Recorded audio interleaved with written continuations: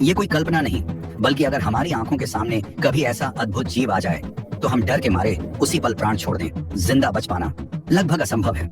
हमारे प्राचीन शास्त्रों में दर्ज एक सत्य है। जी हाँ, आज हम बात करने जा रहे हैं ऐसे ही एक रहस्यमयी जीव की जिसके नाम भर से देवता भी कांप उठते थे। शास्त्रों में उसका वर्णन मिलता है। लंबाई इतनी विराट कि सैकड़ों योजन तक उसका शरीर फैला था, और एक योजन यानी लगभग 12 किलोमीटर। तो सोचिए, यदि उसका आकार 500 योजन हो तो यह 6000 किलोमीटर लंबा होगा।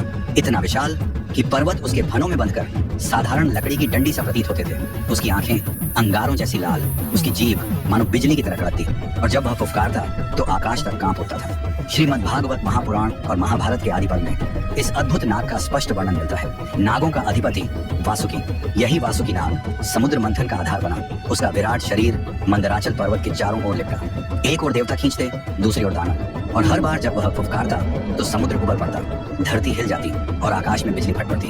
अब सोचो, इतना विराट नाग जो हजारों किलोमीटर लंबा था, वह भगवान शिव के गले में मात्र एक आभूषण है, तो स्वयं महादेव का आकार कैसा होगा? इसीलिए उन्हें कहा गया महाकाल, क्योंकि वे केवल मृत्यु पर नहीं बल्कि काल और ब्रह्मांड दोनों पर अधिकार करते हैं। उनका स्वरूप इतना असीम है कि सुनते ही आत्मा कांप उठती है।